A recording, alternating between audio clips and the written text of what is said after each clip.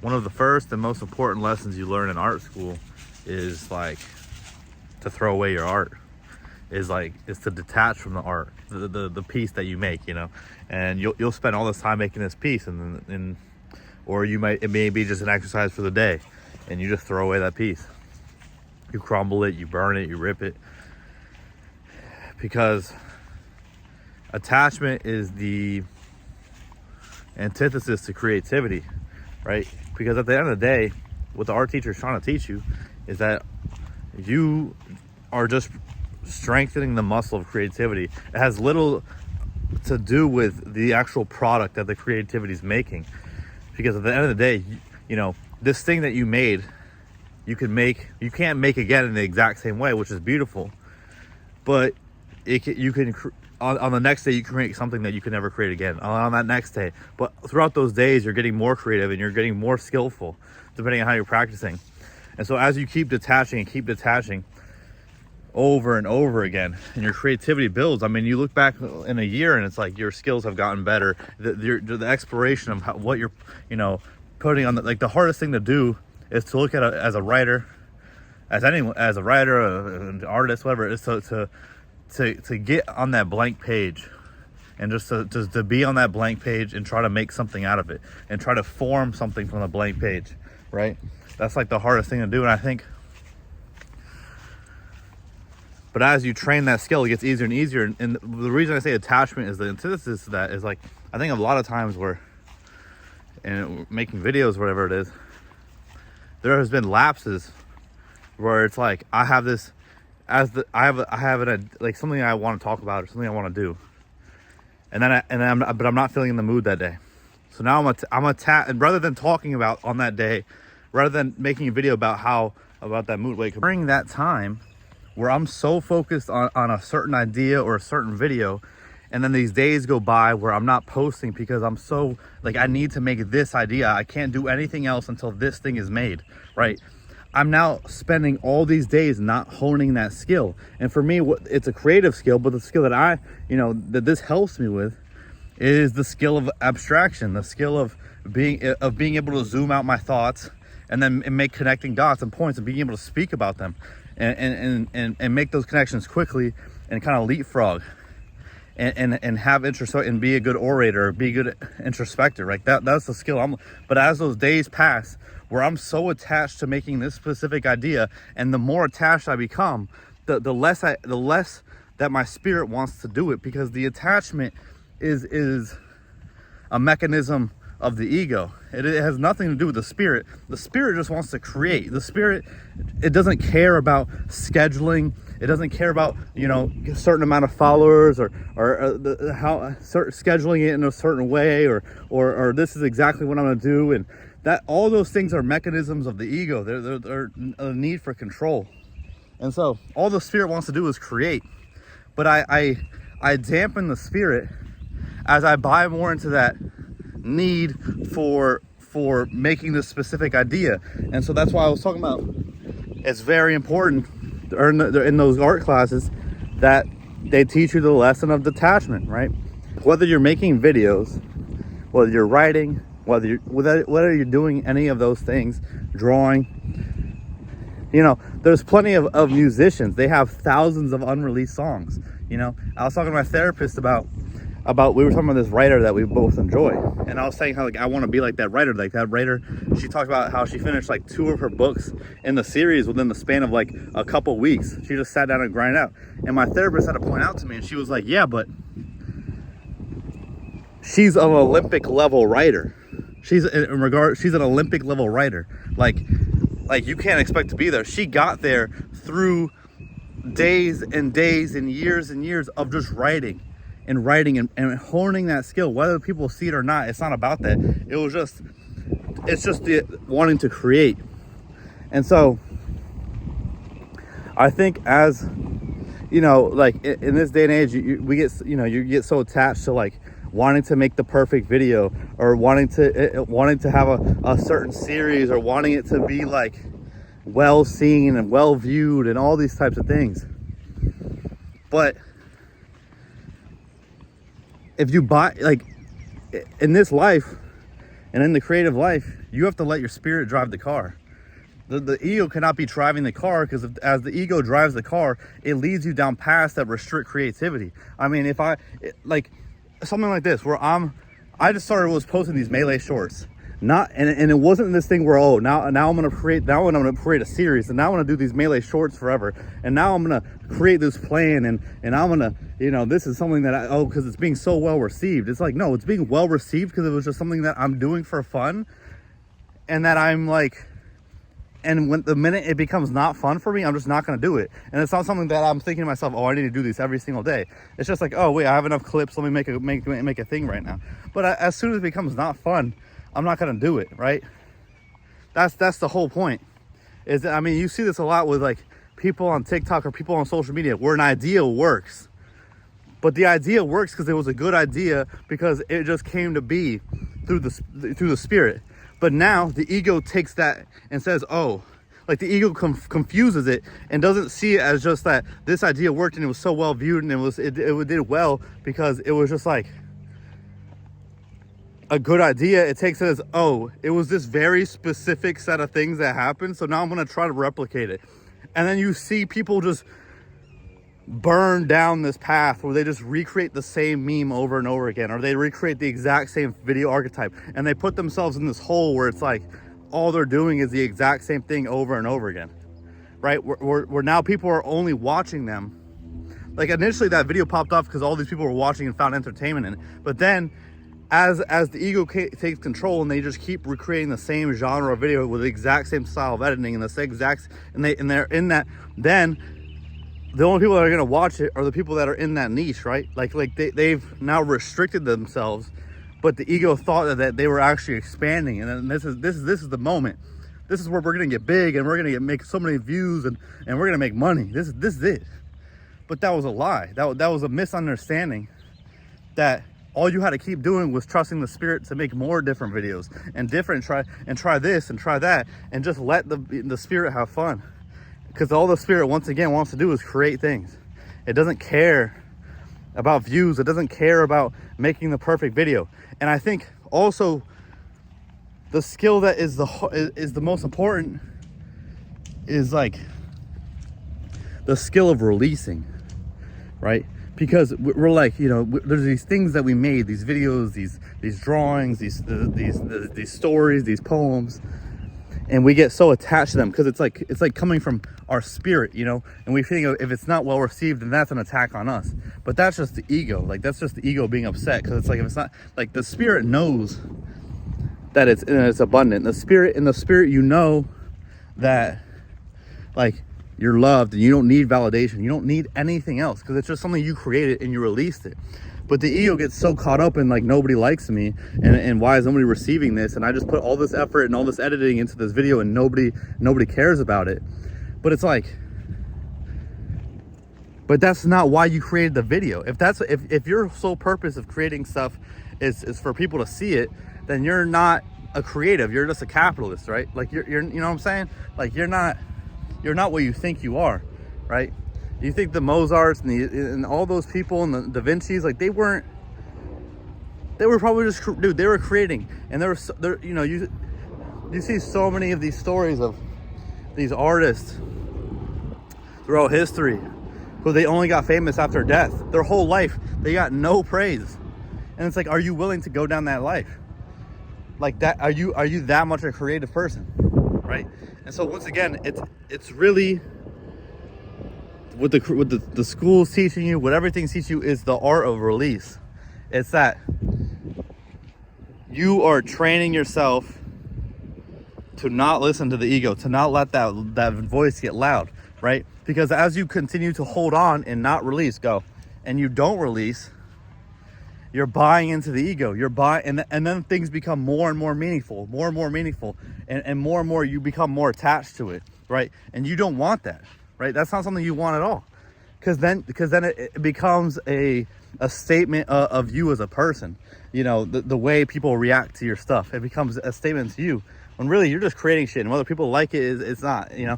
But that's why it's so important as in the artist school to detach. They just make you burn your shit. They make you keep throwing away all your drawings and your art and all this stuff. Rip it up, saying this doesn't matter.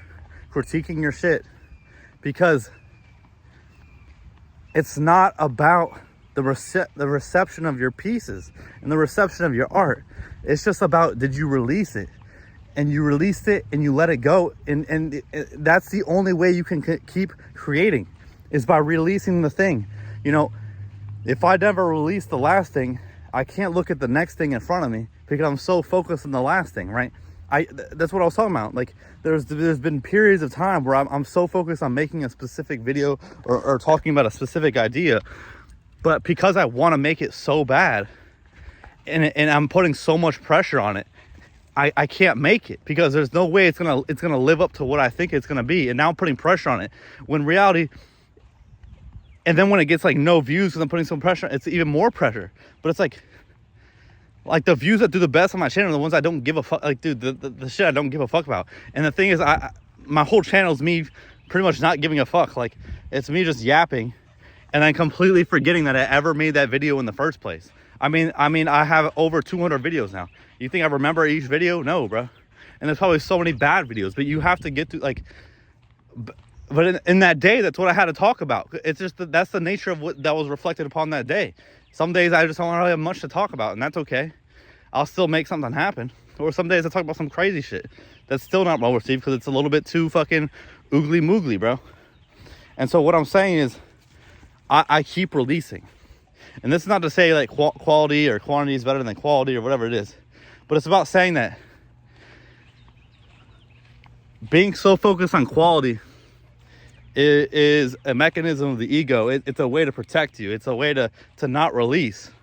It's a way to get you to not release and to overly attach to things. Because if you're trying to make the perfect video, it's never going to be perfect. And then on top of that, when you try to make it perfect and then you release it and nobody sees it, it's going to feel quadruple worse. When in reality, you should just be trying to make it the best that you can, just because it's like that. I want to see if I can edit better. I want to see if I can make better B-roll. Want to see if I can make more funnier moments, better comedic timing. Not for like anyone else, but just because for me, right? That's one thing. But if you're like, oh, I'm gonna do all these things and I'm setting this up in a way and it's gonna blow up and it's gonna be amazing, well, then you're doing it for the wrong reason, I think. I think in life too, like, you know, we've been conditioned to revolve things around money and success. And yes, there's plenty of people who have put all their focus into making money and they make it and they're fucking miserable, right? I mean, look at someone like Mr. Beast. I mean, I don't find that guy to be that creative, right? Like what he did, even when he first started his channel, he was just trying to figure out how to hack the algorithm, right? His whole thing was, how do I hack this algorithm to get views and to get subscribers? And that's what his whole channel is based off of, is just view maxing. And you know, and he found his perfect. I can't watch any of those fucking videos. He has this very optimal, perfect editing style. He rotates through hundreds of thumbnails to find the most optimal one, and that's what it is. It's not about creating anything like that. It's, for him, it's about optimizing view count and optimizing, like, doing all that type of shit, right? Like, and you could say, yeah, but he's rich and he has a lot of subscribers. I mean, sure, but does that guy look like a fucking happy guy to you? Like, no, bro, that guy looks fucking miserable to me. I mean, when he was doing like that fundraiser with Kai Cenat or whatever, and YouTubers were like donating like $10,000 to him, $50,000. He was like, that's it. Like he has lost all sense of reality. He's like in a different world where you know, he thinks $50,000 is a little amount of money. He thinks 10 grand is not like a lot of money, because he's like not. Because that's all he's focused on. You know, he's not in the spirit where I mean, dude, if someone donated $100 to me, like, it's a lot. If someone donated, you know, and I know everything's relative, but it's the same thing when these NBA players were talking about like staying in Memphis, and then that one YouTuber went to the Memphis hotel they were talking about, and it was like the most normal hotel ever. And it's like, yeah, if you're used to, like, you know, the Ritz-Carlton fucking you know, penthouse, and you go stay at the Hyatt, it's gonna feel terrible. But at the end of the day, like, if you were sat in your spirit, you would realize that, like, yo, people are staying in a Motel 6. Like, you know what I mean? There's things that are like like how disgusting it is that you feel like a place is so disgusting that like upper middle class people like stay in, and you find it to be disgusting where they stand. Like, you know, what do you, you know, this is what I'm talking about. The money and these things and success does not make you happy, bro. A lot of times these people are fucking miserable out of their minds, and the only way they can live is through the niceties of life. And that's why they have a lot of addictions to different things, because you always, you know, if your whole life is about dopamine hits, then you got to keep finding more and more, you know, intense dopamine hits, like, right? And that, once again, I'm sorry, like, we kind of got off track, but I mean, that's how I feel about Mr. Beast and his YouTube. It's like he always needs to go bigger and better and bigger and better, because it's never enough. Right? Because he started this whole thing for, like, I think it's just the wrong reason. Like you just do these things to, I mean, sure, if you want to make it your job and stuff like that, which a lot of people do, but even that, I think people nowadays value authenticity and transparency and vulnerability and just being yourself far more than hacking the fucking algorithm and like doing this maxing shit, right? Like, you know, like, I don't know. It's just like bothersome to me. And I think, but once again, it's really,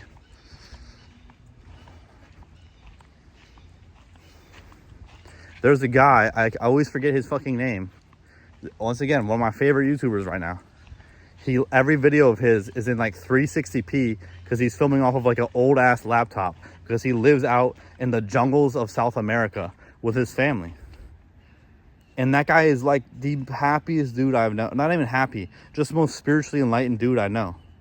Right? In all of his videos, he just talk the same way I'm talking. He's not trying to like hack the algorithm. He's not trying to get views. He's not trying to, but in the very same way, in the law of detachment, when you don't want things, they come.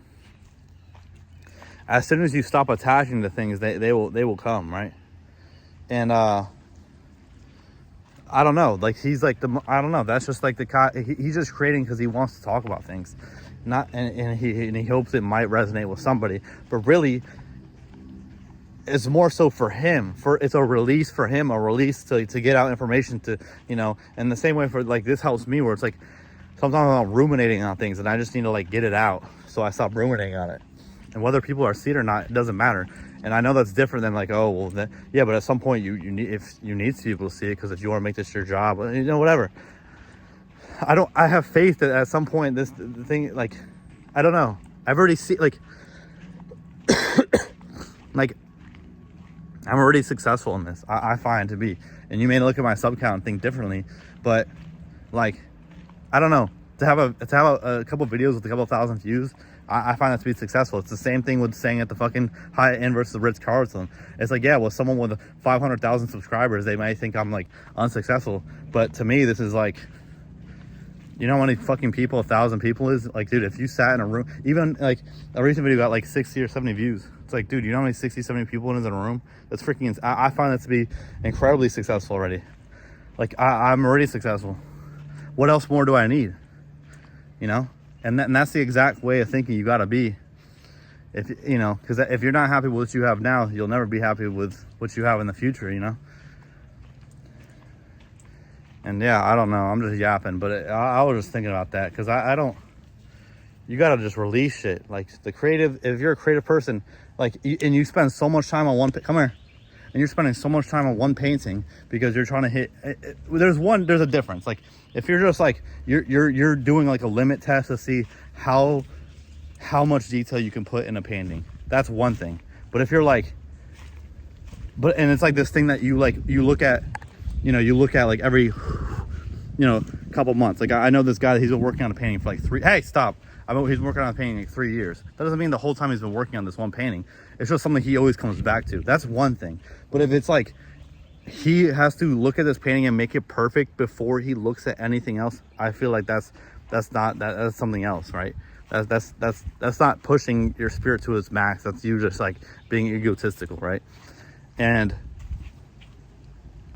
so, like, you know, it's one like, if it's one thing if like I'm like making a video and I'm editing this video and I want it to be amazing, but I'm doing that at the same time as me still doing a daily release of other videos of me just yapping. Like that's one thing, right? Because I'm trying to make this video really good. But if it's like I'm stopping all my creativity and stopping everything because I'm setting up the system to where I'm like, I need to get this done, and then when this gets done, everything will be okay, and it's gonna be awesome. Like you're kidding yourself. I don't know. Like that's me. Like that's just the ego trying to say some shit, right? But I'm out of here, guys, girls, gays, queers, themsies, or anyone. Everyone, anyone, have a blessed rest of your Saturday. Catch you guys on a beautiful Sunday.